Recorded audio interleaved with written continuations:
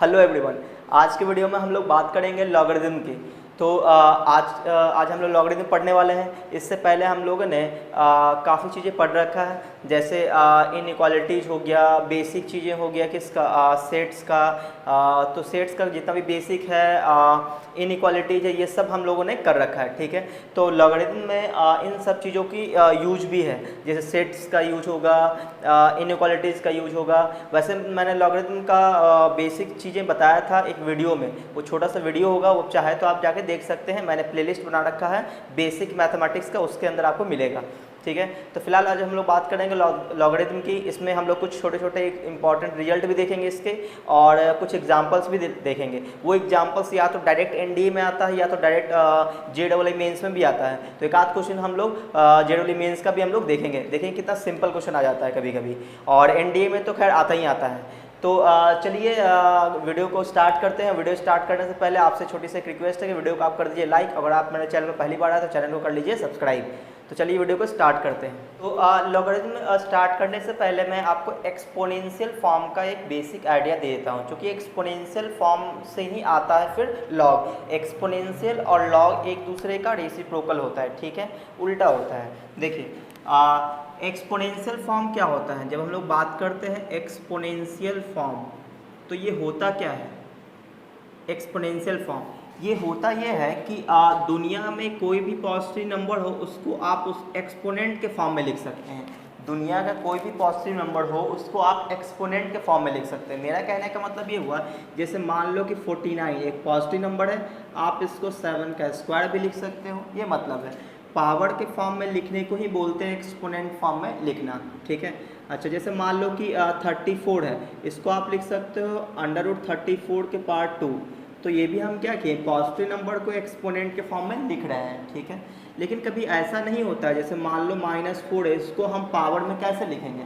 तो मैंने पहले ही बोल दिया कि पॉजिटिव नंबर को आप एक्सपोनेंट के फॉर्म में लिख सकते हैं, ठीक है ना। तो यहाँ पे नेगेटिव नंबर तो हम ले ही नहीं सकते। नेगेटिव नंबर को एक्सपोनेंट के फॉर्म में कुछ का लिखा जा सकता है, कुछ का लिखा नहीं जा सकता, ठीक है। जैसे मान लो 4 है, इसको आप ऐसे भी लिख सकते हो -2 के पावर 2, ठीक है। तो यहाँ पे निगेटिव नंबर भी आ रहा है, यहाँ पे पॉजिटिव नंबर भी आ रहा है, लेकिन ऐसा अगर बोल दें कि -2 के पावर 1/2, तब ये गलत हो जाएगा, क्योंकि 1/2 का मतलब होता है रूट अंडर, और रूट के अंदर निगेटिव नंबर रियल नहीं होते हैं। इसलिए यहाँ पे जो है, जो ये वाला है, इसको हम लोग बेस बोलते हैं, ये बेस। तो बेस क्या होना चाहिए, बेस होना चाहिए पॉजिटिव होना चाहिए, निगेटिव नहीं होना चाहिए, ठीक है। यहाँ पे जो नंबर होना चाहिए ये क्या होना चाहिए, पॉजिटिव होना चाहिए, पॉजिटिव।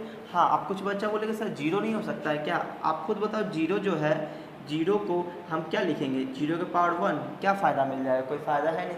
तो यहाँ पे हम लोग जीरो भी नहीं लेते हैं, और क्या लेते हैं, निगेटिव भी नहीं लेते हैं। तो जीरो से बड़ा नंबर रखते हैं। यहाँ पे किसको लेते हैं हम लोग, जीरो से बड़े नंबर को रखते हैं। और यहाँ पे जो बेस होता है उसको भी क्या करते हैं हम लोग, जीरो से बड़ा रखते हैं। और हाँ, 1 भी नहीं लेते हैं। आप बोलेंगे सर 1 क्यों नहीं लेते हैं, क्योंकि 1 के पावर 1 करेंगे तो कितना आ जाएगा, 1 आ जाएगा, कोई फ़ायदा नहीं मिलेगा, कुछ चेंज नहीं होगा, हमारे को यूज नहीं होगा उसका। तो इसलिए हम लोग क्या क्या करते हैं, मैं आपको बता देता हूँ इसमें कि n जो होना चाहिए वो पॉजिटिव नंबर होना चाहिए। n क्या होना चाहिए, पॉजिटिव नंबर। यहाँ पे जो n है वो क्या है, पॉजिटिव, मतलब 0 से बड़ा है, ठीक है। और a जो है वो भी क्या है, 0 से बड़ा है। और a क्या है, 1 के इक्वल नहीं है। a जो है 1 के बराबर नहीं होना चाहिए, a जो है 0 से बड़ा होना चाहिए, और n जो है वो भी 0 से बड़ा होना चाहिए। हाँ, यहाँ पे जो x है वो किसी भी रियल नंबर को बिलोंग कर सकता है, 2/3, 5/3, -4/3, ये सब बिलोंग कर सकता है, ठीक है। तो ये होता है एक्सपोनेंशियल फॉर्म। जैसे मैंने आपको बोल दिया कि 5 टू द पावर x है, तो ये किस फॉर्म में है एग्जाम्पल में, तो ये 5 टू द पावर x किस फॉर्म में, एक्सपोनेंशियल फॉर्म में, ठीक है। जैसे मान लिया 3/2 के पावर मैंने x डाल दिया, किस फॉर्म में, एक्सपोनेंशियल फॉर्म में, ठीक है। ये सभी क्या है, एक्सपोनेंशियल फॉर्म है। अच्छा, अब हम बात करते हैं लॉगरिथम फॉर्म की। तो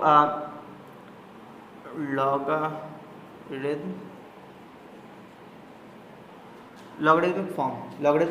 तो लॉगरिथम फॉर्म होता क्या है, तो लॉगरिथम फॉर्म ये होता है कि अगर ये जो नंबर है, ये जो n नंबर है, आप उसको लॉग के साथ ले लिए, और इस बेस को, ये जो बेस, इसको बेस बोलते हैं, ये आप लोगों को पता होना चाहिए।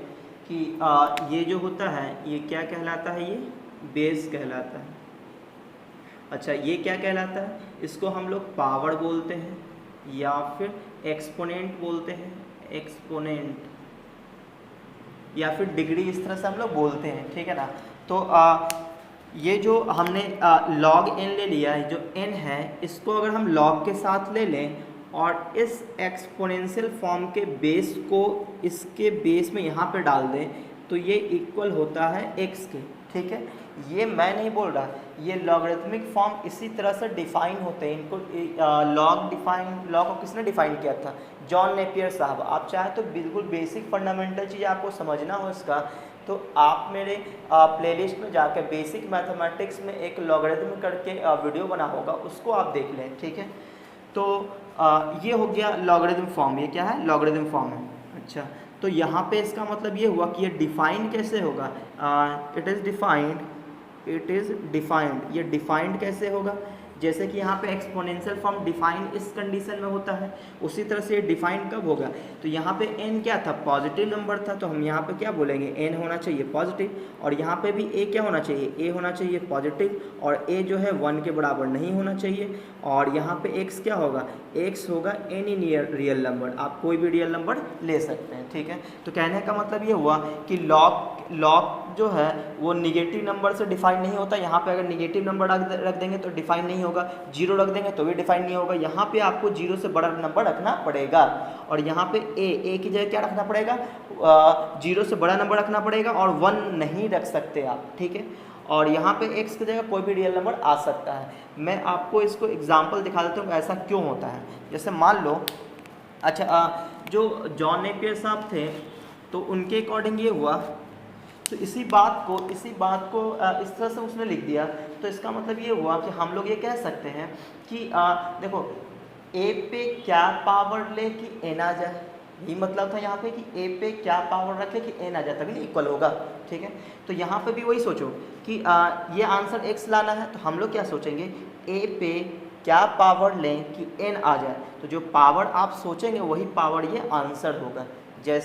जैसे मैं आपको इस तरह से दिखा दूँ कि एग्ज़ाम्पल में कि लॉग हमने ले लिया, हमने यहाँ पे 2 रख दिया और यहाँ पे हमने रख दिया 8। अब हमसे किसी ने पूछा कि आप बताइए इसका आंसर क्या होगा, तो मैं बोलूँगा ये कि 2 पे क्या पावर ले कि 8 हो जाए, 2 पे क्या पावर ले कि 8 हो जाए, तो ऑब्वियसली 3, तो ये 3 इसका आंसर हो जाएगा, ठीक है। आप चाहें तो इस चीज़ को इस फॉर्म में लिख के चेक कर सकते हैं क्या ये बात सही है या नहीं है। तो देखो, अगर हम लोग ऐसा मान लें, अगर किसी ने पूछा कि इसका वैल्यू आप बताइए क्या होगा, ठीक है, तो हम लोग क्या करते हैं, बनाने का तरीका ये होना चाहिए कि लेट हमने इसको कुछ मान लिया, log 8 यहाँ पे 2 इज इक्वल टू क्या मान लिए, x मान लिए, ठीक है। अब अकॉर्डिंग टू ये लॉगरिथम क्या कि ये 2 इस पे चला जाएगा, यहाँ पर रहेगा 8, जैसे कि ये और ये दोनों सेम है, तो जब हम लोग n का वैल्यू निकालेंगे तो ये a to the power x हो जाएगा। देखो a to the power x हो गया, तो ये और ये चीज़ें एक ही है ना, तो हम लोग क्या बोलेंगे कि ये log n है, ये बेस में a है, तो इधर अगर हम लोग x मान लिए तो 8 इज इक्वल टू हो जाएगा 2 टू द पावर x, ये 2 टू द पावर x, ऐसा हो जाएगा। अब इस टाइप के क्वेश्चन आप लोग बचपन में भी सॉल्व किए हैं कि यहाँ पे 2 के पावर x है, तो यहाँ भी हमें 2 के फॉर्म में लिखना चाहिए इसको, तो ये हो जाएगा 2 के पावर 3 इज इक्वल टू 2 के पावर x, तो x इज इक्वल टू आ गया 3, तो ये हो गया आंसर, ठीक है। वैसे अगर छोटा छोटा क्वेश्चन हो तो आप लोग डायरेक्ट सोचना आना चाहिए क्या कि 2 पे क्या पावर ले कि 8 हो जाए, तो वही आंसर हो जाता है 3, ठीक है। तो लेकिन वैसे अगर आप समझ में नहीं आया तो ऐसे बना लेना है। अच्छा, तो कुछ और एग्जाम्पल हम लोग लेते हैं। जैसे मान लो कि मैंने ये पहला एग्जाम्पल लिया, एग्जाम्पल नंबर 2, चलो ऐसा ले लेते हैं कि लॉग, ठीक है।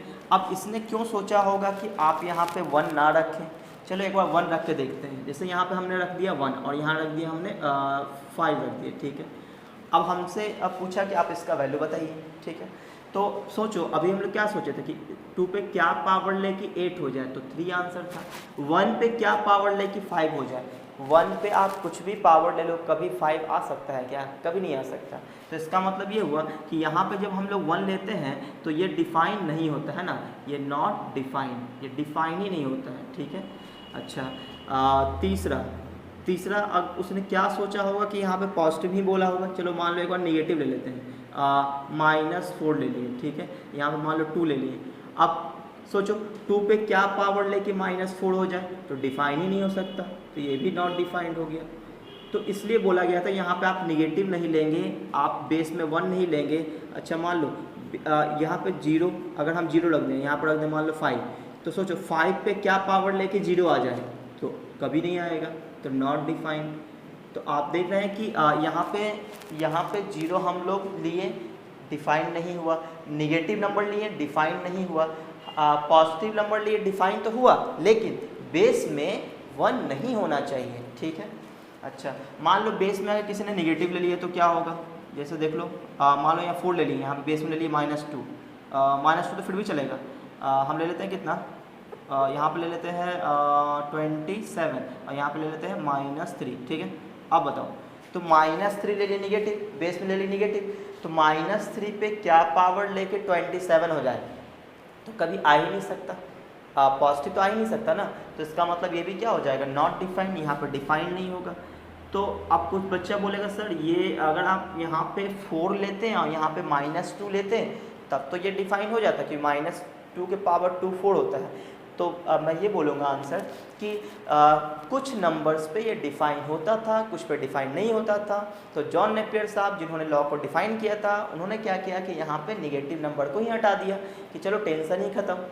तो यहाँ पे क्या लेना है, बेस में हमेशा 0 से बड़ा नंबर लेना है और 1 यहाँ पे नहीं होना चाहिए, ठीक है, पहली चीज़ है। सेकंड चीज़ यहाँ पे पॉजिटिव नंबर ही होना चाहिए, पॉजिटिव नंबर ही होना चाहिए, 0 भी नहीं होना चाहिए। और यहाँ पे जो आंसर देगा वो आंसर नेगेटिव भी दे सकता है, पॉजिटिव भी दे सकता है, 0 भी दे सकता है, ठीक है। तो वही चीज़ें यहाँ पे लिखा हुआ है कि यहाँ पे पॉजिटिव नंबर होना चाहिए, यहाँ पे बेस में 1 से बड़ा होना चाहिए और 1 के बराबर नहीं होना चाहिए, और x जो है कोई पॉजिटिव रियल नंबर आ सकता है आंसर, ठीक है। तो चलिए हम लोग अब अगला एग्जाम्पल देखते हैं। तो आई होप कि आप लोग इसको नोट कर लिए होंगे। चलो मैं इधर लेता हूँ, इधर। तो अकॉर्डिंग टू लॉग ये हो गया कि जो बेस में जो नंबर होगा हम लोग ये सोचते हैं कि उस पर क्या पावर लें कि नंबर आ जाए। तो जो पावर हम लोग सोचते हैं वही पावर आंसर होता है। तो अगर जिसका हम लोग पावर नहीं सोच पाएंगे तो उसका हम क्या करेंगे, उसको हम लोग बनाएंगे x मानकर, जो भी मैंने फर्स्ट क्वेश्चन बना के दिखाया था। चलो मान लो एक क्वेश्चन इस तरह से ले लेते हैं कि एक क्वेश्चन ले लेते हैं इस तरह से कि लॉग यहाँ पर ले लेते हैं 27, यहाँ पे 81 इज इक्वल टू वॉट, ये क्या आएगा, इसका आंसर क्या आएगा। अब बच्चे ने सोचा सर 81 पे क्या पावर लेके 27 आ जाए, ये तो हम सोच नहीं पा रहे हैं। तो उसके लिए आप क्या करेंगे, जब आप सोच नहीं सकते हैं तो इसको आप क्या कीजिए, पहले आप चेक कर लीजिए कि क्या यहाँ पॉजिटिव नंबर है, क्या यहाँ 0 तो नहीं ना है, क्या यहाँ पे 1 से बड़ा 0 से बड़ा नंबर है, क्या 1 नहीं है, ये सब कुछ डिफाइन है, तब आप लोग काम करना स्टार्ट करें, ठीक है। तो बोलो क्या करेंगे, लेट कर लेंगे, let log 27 81 is equal to x, हमने क्या मान लिया, x मान लिया। अकॉर्डिंग टू लॉग कि 81 पे पावर x हो जाएगा, 27 इज इक्वल टू क्या हो जाएगा, 81 टू द पावर x। आप इस टाइप के क्वेश्चन को सॉल्व करना आना चाहिए आपको। कैसे सॉल्व कर सकते हैं, तो ये 81 और 27 है, इन दोनों का रिलेशन 3 के पावर से है। तो 27 क्या होता है, 3 के पावर 3 होता है, और 81 क्या होता है, 81 होता है 3 के पावर 4, 3 के पावर 4, और इसके पावर कितना है, x है।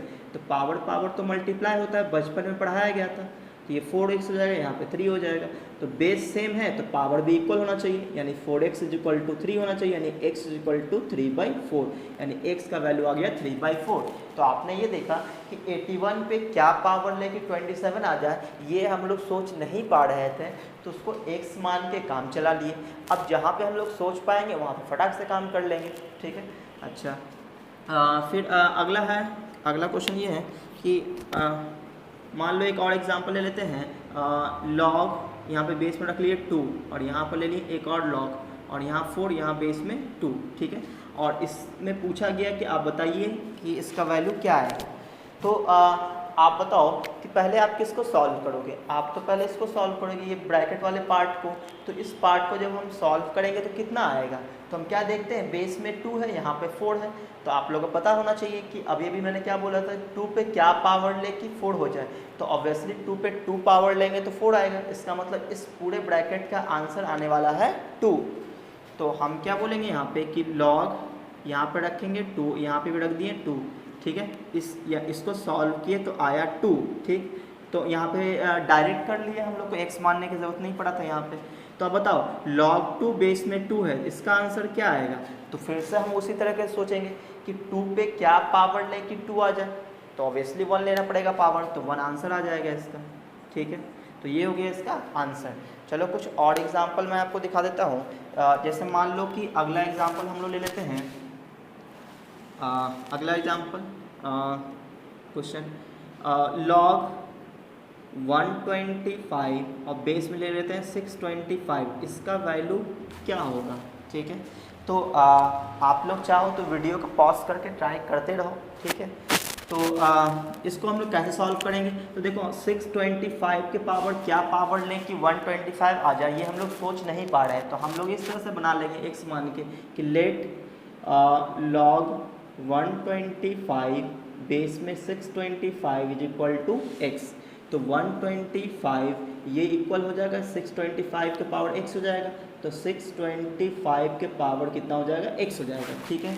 अब इस टाइप के इक्वेशन को हम लोग सॉल्व कैसे करते हैं, तो 625 हो या 125 हो, दोनों का रिलेशन 5 से है। तो 5 के पावर से है, तो 5 के पावर का फॉर्म में लिख सकते हैं। तो 5 के पावर ये 3 है और ये 5 के पावर 4 आ जाएगा, तो यानी 4x हो जाएगा पावर। तो बेस सेम है तो पावर सेम हो जाएगा, 3 इज इक्वल टू 4x, यानी x इज इक्वल टू 3/4। तो ये इसका हो गया आंसर।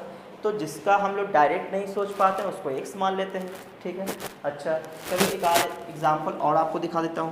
जैसे मान लो कि थोड़ा सा और इसको लेंदी करते हैं। लॉग मान लो 9√3 है और यहाँ पे ले लिए हम लोग 1/3, ठीक है।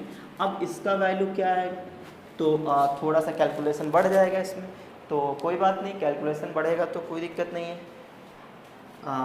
चलो आप लोग ट्राई करो वीडियो पॉज करके और फिर आप लोग आंसर मैच कराना। चलो मैं यहाँ पे सॉल्व करना स्टार्ट करता हूँ, ठीक है। तो हम यहाँ सोच नहीं पा रहे कि 1/3 की पावर क्या ले कि 9√3 आ जाए। तो हम लोग क्या करेंगे, इसको x मान लेते हैं। लेट लॉग 9√3 बेस में 1/3 इज इक्वल टू x मान लिया हमने। फिर वही प्रॉपर्टी कि 1/3 के पावर x हो जाएगा, तो 9√3 इज इक्वल टू हो जाएगा 1/3 के पावर x। अब आप लोग देख रहे हो कि हर जगह 3 का कुछ रिलेशन आ रहा है, 3 का कॉम्बिनेशन है। तो क्यों ना सबको हम 3 के फॉर्म में लिख लें।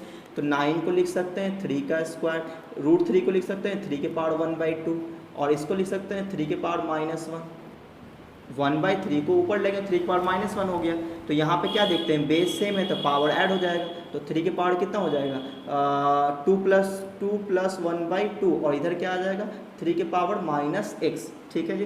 तो ये बन जाएगा कितना 5/2, तो 3 के पावर आ जाएगा 5/2 इज इक्वल टू 3 के पावर -x, यानी x इज इक्वल टू आ जाएगा -5/2। तो ये इसका हो गया आंसर, ठीक है। तो ये कुछ एग्जाम्पल्स था, एग्जाम्पल के थ्रू मैंने आपको समझाया कि इसका और इसमें क्या रिलेशन है ना, ये एक दूसरे का उल्टा है। ये चीज़ें बिल्कुल सेम ही है, ठीक है। यानी कि लॉग में कुछ इस तरह से लिखा हो तो ये a⁴x लिख सकते हैं, n = a⁴x लिख सकते हैं, ठीक है।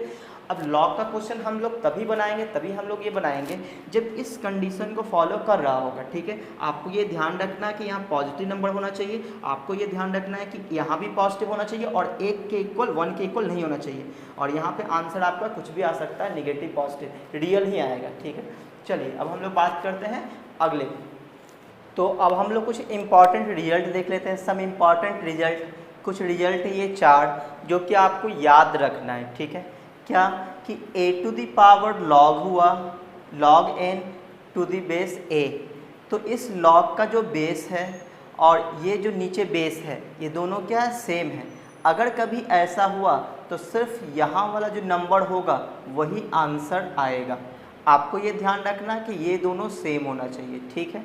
जैसे मैं आपको एग्जांपल दिखा दूँ कि जैसे मान लो इस तरह से हुआ कि 2 के पावर log √7 और बेस में 2 आ गया, तो क्या देख रहे हैं कि ये 2 है और ये भी बेस में क्या है, यह 2 है, तो जो यहाँ पे बचेगा वही आंसर होगा, यानी कि √7 ऐसा आएगा।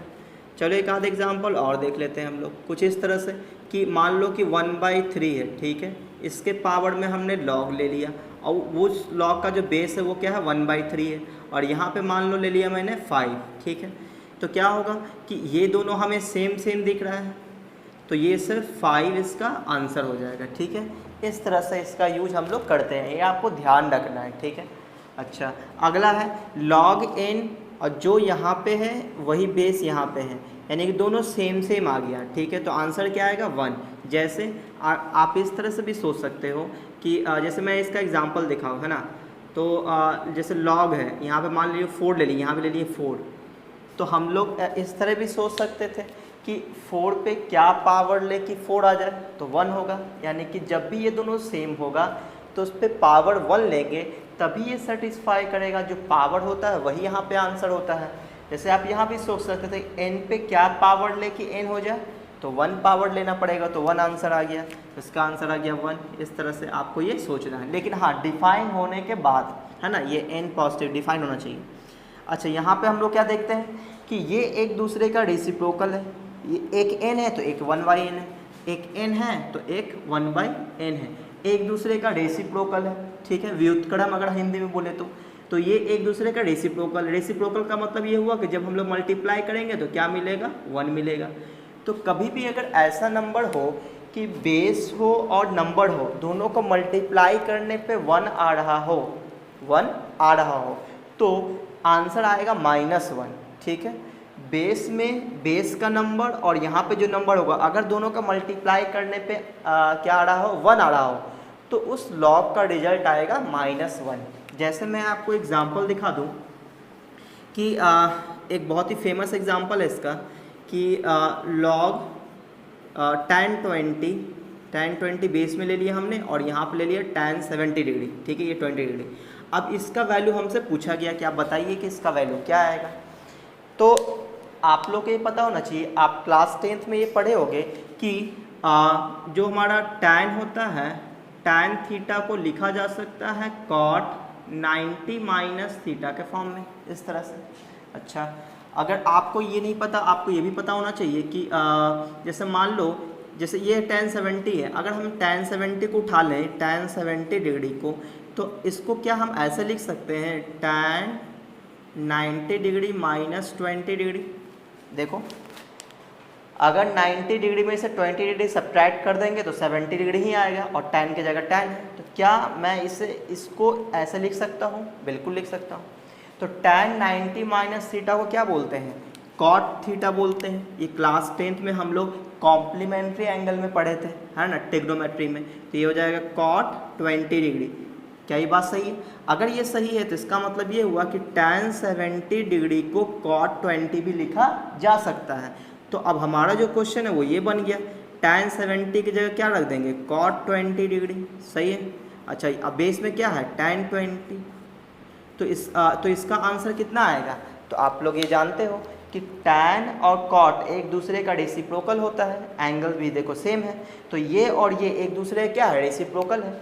अगर आपको समझ में नहीं आ रहा तो आप ऐसे समझ लो कि ये log cot 20 को cot 20 ही छोड़ दिए और tan को लिख दिए 1/cot 20। तो अब देखो ये नंबर और ये नंबर एक दूसरे का रेसिप्रोकल है, इसी फॉर्म में आ गया, तो आंसर क्या आएगा? -1 आएगा। अब बच्चों में और ज़्यादा कन्फ्यूजन हो गया अगर मैंने ऐसे लिख दिया तो। बच्चा ये सोच रहा होगा सर यहाँ पे 1/n हो, यहाँ पे n हो, तो क्या इसका आंसर -1 नहीं आएगा? बिल्कुल आएगा। आप यहाँ पे 1/n रख दो, यहाँ पे n रख दो, तो भी कोई फ़र्क नहीं पड़ने वाला। देखो मैं दिखा देता हूँ, आप इसको ऐसे भी बना सकते हो। मतलब आप इस प्रॉपर्टी को ऐसे भी समझ सकते हो कि यहाँ पे 1/n, यहाँ पे n, ठीक है। बस आपको ये ध्यान रखना है कि मल्टीप्लाई करने पे ये 1 दे, ठीक है। जैसे मान लो ये रहा, मैं इसी चीज़ को ऐसे बना सकता था, log यहाँ पे cot 20 आया था और यहाँ पे tan 20 आया था, ठीक है। तो इसको मैं ऐसा लिख देता, log cot 20 को 1/tan 20 और यहाँ पे tan 20 डिग्री, ठीक है। तो भी ये क्या देता आंसर? -1, ठीक है, क्योंकि tan 20 डिग्री पे -1 पावर लेंगे तभी 1/tan 20 आएगा, आप चेक कर सकते हो। तो इस तरह से हम लोग इसको यूज करते हैं, ठीक है, इसका यूज। और ये क्या है, log 1 = 0, ठीक है। ये तो सभी लोग जानते हैं कि अगर मान लो ऐसा ले लिया हमने log, यहाँ पे 1 ले लिया, यहाँ पे बेस में ले लिया 5। अगर किसी ने पूछा कि आप इसका वैल्यू बताओ, तो आप क्या सोचोगे कि बेस जो लिखा हुआ उस पर क्या पावर लें कि 1 आ जाए। तो 5 पे क्या पावर लें कि 1 आ जाए, तो 5 पे 0 पावर लेंगे तभी तो 1 आएगा, क्योंकि किसी भी नंबर का पावर 0 क्या होता है, 1 होता है। तो कितना लेना पड़ेगा, 0। तो log 1 हमेशा 0 होता है, चाहे बेस आप कोई भी ले लें, कोई भी मतलब जो डिफाइन है उसमें से आप कोई भी ले लें, तो log 1 हमेशा क्या आता है, 0 आता है, ठीक है। इसलिए लिखा हुआ है कि log 1 = 0, बेस में a है, और a क्या है, पॉजिटिव है और 1 नहीं है, ठीक है। तो ये था इसका कुछ एग्जाम्पल। जैसे एक एग्जाम्पल और मैं दिखा दूँ, कुछ रेकरिंग वाला। जैसे ये चौथा, ये 5वां एग्जाम्पल था। अगर मैं छठे एग्जाम्पल की बात करूँ तो ऐसे देखा था, log 0.9 पे रेकरिंग, ठीक है। इसका वैल्यू क्या, बेस में मान लो हमने 10 ले दिया, इसका वैल्यू क्या आएगा। इस टाइप के क्वेश्चन एनडीए में भी आता है डायरेक्टली, बिल्कुल छोटा सा क्वेश्चन है। तो सोचो आप लोग रेकरिंग को पहले सॉल्व करोगे, ठीक है। कैसे, क्लास 10th में याद करो, आप लोग ऐसा किया करते थे कि 0.9 बार को आप ऐसा लिखते थे 0.9999 एंड सो इस तरह से लिखते थे। फिर आप क्या करते थे कि इसको कुछ मान लिए, आपने मान लिया इसको x मान लिया, अब दोनों तरफ 10 से मल्टीप्लाई करते तो 10x हो गया, तो ये हो जाएगा 9.9999 एंड सो इस तरह से कर दिए। ये 1 था, ये 2 था, फिर आप 2 में से 1 को घटा दिए, तो 2 में से 1 को जैसे ही आप घटाएंगे तो ये बन जाएगा 9x, ये क्या बन जाएगा 9, तो x का वैल्यू क्या आ जाएगा 1, x का वैल्यू क्या आ गया 1। और x किसको माने थे, 0.9 बार को x माने थे, तो अब x का वैल्यू आ गया 1, तो 0.9 बार का वैल्यू आ गया 1, तो यहाँ पर रख देंगे 1 और log 1 क्या आ जाएगा 0। तो आप ये बोल सकते हो कि हमारा जो आंसर आने वाला है वो log 1 हो जाएगा, बेस में 10, आंसर क्या आएगा 0। ये हो गया आंसर इस तरह से, क्योंकि 0.9 पे जो बार होता है वो अप्रॉक्सीमेटली 1 ही तो होता है। जैसे मैं बोल दूँ 0.99999, तो ये तो 1 के ही करीब है, करीब क्या 1 ही है, समझो तो बिल्कुल बिल्कुल 1 ही है। अच्छा, तो ये हो गया हमारा इसका आंसर। तो अब आते हैं हम लोग कुछ ऐसे क्वेश्चंस पे जो एनडीए में पूछा जाता है या कभी कभी जेडब्ल्यू मेंस में भी आ जाता है, ठीक है। तो आइए देखते हैं। क्वेश्चन है लॉग बेस में 2 है और रूट अंडर 2, फिर इनटू में रूट अंडर 2, फिर रूट अंडर 2, और इस तरह से इन्फिनिटी टाइम्स जा रहा है, इनफाइनाइट टाइम, मतलब बिल्कुल ये आता रहेगा इस तरह से। तो इसका वैल्यू क्या होगा, कैसे निकालेंगे इसका वैल्यू, ठीक है। तो इस पे हम लोग आज देखते हैं कैसे निकालते हैं। तो इसके लिए आपको क्या करना चाहिए कि सबसे पहले आप इस पोर्शन पे काम करो, इस वाले पोर्शन पे, ठीक है। ये वाला पोर्शन क्या है, ठीक है। तो मैं समझा देता हूँ कि मैं बनाएंगे कैसे हम लोग। पहले इसको कुछ मान लेते हैं, ये जो पोर्शन था इसको मैंने उठाया बाहर और इसको बाहर रख लिया कि 2 अंडर रूट, फिर 2, फिर अंडर रूट, फिर 2 अंडर रूट, फिर 2, और ये इस तरह से चलता जा रहा है कि कब तक, इनफाइनाइट टाइम्स, ठीक है। इसको मैंने कुछ मान लिया, क्या मान लेते, चलो x मान लिया, ठीक है, मान लिया x। अच्छा, तो अब आपको ये पता होना चाहिए कि ये कब तक जाता रहेगा, इनफाइनाइट टाइम्स, ठीक है। अगर मैं आपके सामने ये चीज़ें मिटा दूं तो फिर आप बता दीजिए। अभी आप देख लो कि x का जो है, x का जो फोटो है वो इस तरह का दिख रहा है, ठीक है। अब आप थोड़ी देर के लिए आंख बंद कर लो और मैं कुछ चेंजिंग कर रहा हूँ और फिर आप बताना। अब आंख खोल के आप लोग देखो क्या कोई फ़र्क पड़ा। अब भी आपको दिखेगा क्या कि उसका जो फ़ोटो है, तस्वीर वैसा ही है जैसा पहले था। तो कहने का मतलब आज भी ये x है, पहले भी ये x था, ठीक है।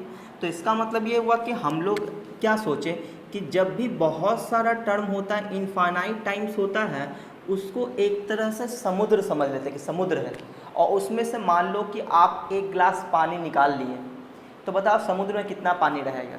भैया क्या फ़र्क पड़ेगा, आप समुद्र से एक लोटा पानी निकाल ही लो या एक गिलास पानी निकाल लो तो क्या फ़र्क पड़ेगा। वही चीज़ यहाँ पे ये इनफाइनाइट टाइम्स जा रहा है, इसमें एक टर्म अगर हम लोग हटा भी दें तो कोई फ़र्क नहीं पड़ता है। तो अभी भी हम लोग देखें कि जब हम लोग इस वाले रूट 2 को हटा दिए थे तो भी ये क्या कहला रहा था, ये x ही कहला रहा था। तो इसको हम लोग क्या समझेंगे, ये वाला जो पोर्शन था ये क्या कहला रहा था, ये x ही कहला रहा था। किसके बराबर था, ये x के बराबर। तो हम लोग क्या किए, इसी चीज़ को क्या लिख दिए कि ये √2, ये √2 और इस पोर्शन में क्या बोले x, तो ये हो गया x इज इक्वल टू कितना, x। अब इसको हम लोग सॉल्व करेंगे। ये फंडा आपको ध्यान में रखना है, जब भी इन्फिनिटी टाइम्स कोई चीज़ें आता है तो वहाँ पे हम लोग देखते हैं जहाँ से रिपीट कर रहा होता है उसको वही चीज़ लिख देते हैं जो उसको माने हैं, ठीक है। स्क्वायरिंग कर देंगे ताकि ये रूट हट जाए, तो हो जाएगा 2x is equal to x square. अब यहाँ से x का वैल्यू निकाल लेते हैं, तो x square minus 2x is equal to 0, x गया common, x minus 2 is equal to 0, तो x का वैल्यू आएगा 0 और या फिर क्या आएगा, x का वैल्यू 2 आएगा, ठीक है।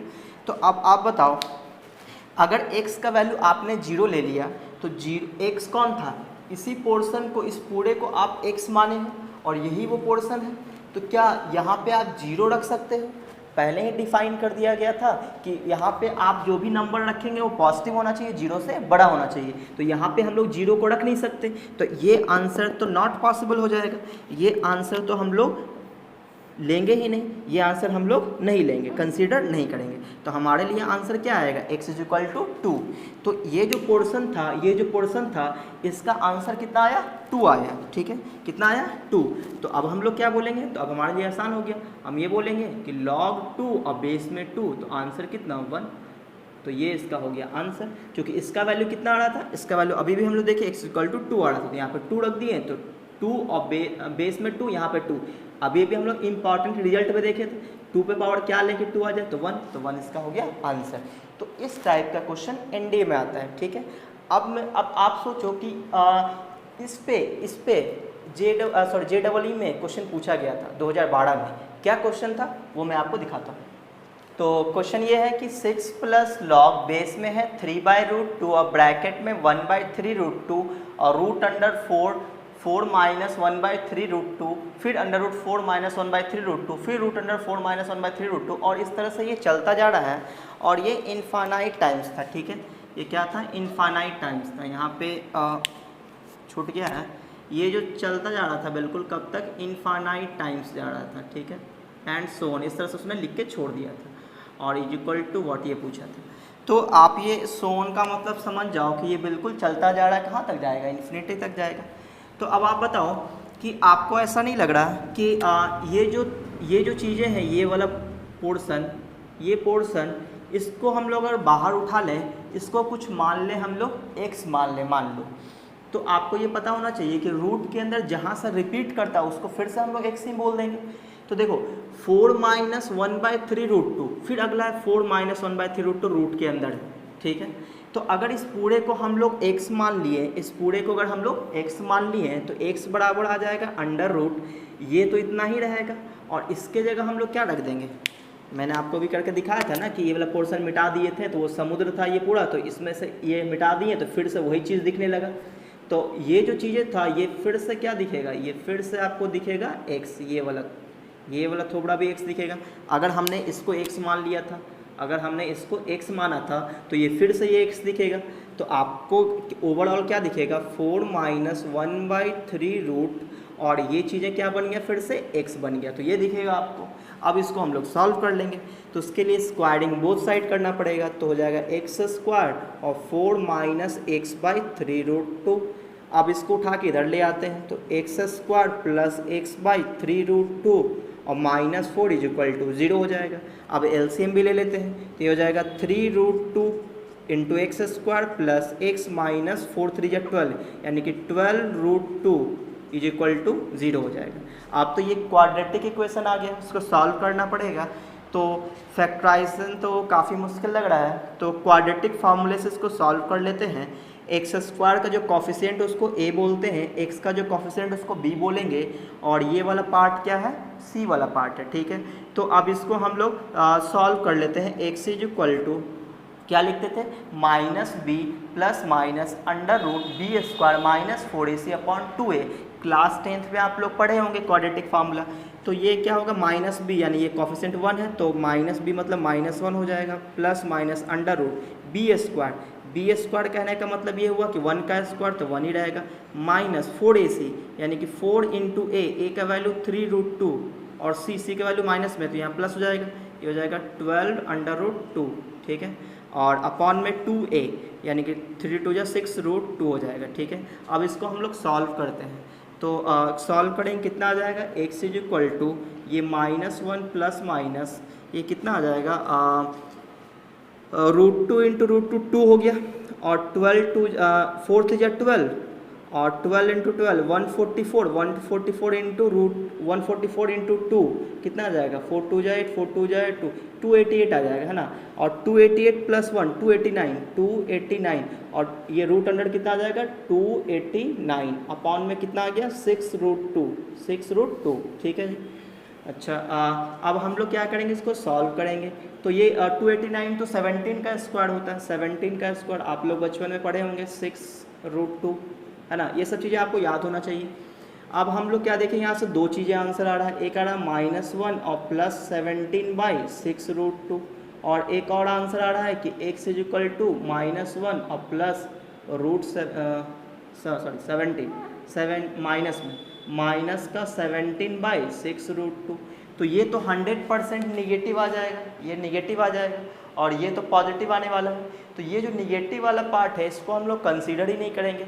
अब आप पूछेंगे क्यों, क्योंकि अगर मैंने यहाँ पे निगेटिव नंबर रख दिया, सॉरी यहाँ पे इसी का वैल्यू था ना ये x, अगर इसके जगह मैंने निगेटिव नंबर रख दिया तो निगेटिव इनटू समथिंग निगेटिव हो जाएगा। लॉग के अंदर निगेटिव डिफाइन नहीं होता है, तो इस पोर्शन को हमें नेग्लेक्ट करना पड़ेगा, इसको हम लोग नहीं लेंगे यूज में, ठीक है। तो हमारे लिए x का जो वैल्यू आने वाला है वो कितना आ जाएगा 16/6√2 यानी आ जाएगा 8/3√2। तो x का वैल्यू इतना आ गया। अब हम लोग आ जाते हैं क्वेश्चन पे। तो क्वेश्चन क्या था हमारा, नाउ हमारा क्वेश्चन था 6 प्लस, तो हम लिख दिए 6 प्लस, फिर लॉग था तो लॉग भी लिख दिए, फिर 3/2 है बेस तो 3/2 लिख दिए, और 1/3/2 को छोड़ दिए तो 1/3/√2 को छोड़ दिए थे। अब ये जो थोबड़ा था इस थोबड़े का नाम हमने दिया था x, और x का वैल्यू हम लोग क्या ले रहे हैं, ये 8/3√2, तो यहाँ लिख देंगे 8/3√2, ठीक है। अच्छा तो अब यहाँ पे कितना आंसर आने वाला है, तो 6 प्लस log 3/2, और यहाँ पे ये मल्टीप्लाई होगा तो कितना हो जाएगा 8/3 3 जा 9√2, ठीक है, सॉरी 2 आ जाएगा ना, तो ये 18 हो जाएगा, ये 18 हो जाएगा 18। अब ये काटेंगे तो 4 2 जा 8 9 2 जा 18, यानी कि फाइनली हमारे को दिखाइए 6 प्लस log, और ये हो गया 4/9, और यहाँ आ गया 3/2। अब आप बोलोगे कि 3/2 पे क्या पावर लेके 4/9 हो जाए, तो ये सोचना मुश्किल लग रहा है। तो कोई बात नहीं, इस छोटे से पोर्शन को कुछ मान लेते हैं रफ में। तो चलो मैंने कुछ रफ में छोटा सा मान लिया, इसको कुछ मान लेते हैं थोड़ी देर के लिए कि लेट log 4/9, और यहाँ पे लिख लिए 3/2, इसको हमने क्या मान लिए, x मान चुके, चलो y मान लेते हैं। तो इसको हम लिख सकते हैं 4/9, और ये पावर में चला जाएगा 3/2 के पावर y। अब हम लोग ये सोचें कि ये 3/2 के फॉर्म में है तो ये भी 3/2 के फॉर्म में होना चाहिए, तभी तो मेरा काम आसान होगा। तो क्यों ना ये 4/9 है उसको भी 3/2 के फॉर्म में लिख दिया जाए, ठीक है। तो लिख लेते हैं, तो कैसे लिखेंगे, तो ये एक्चुअली में क्या है, ये एक्चुअली में 2/3 का स्क्वायर है, 2/3 का स्क्वायर है, ये हो जाएगा 3/2 के पावर y।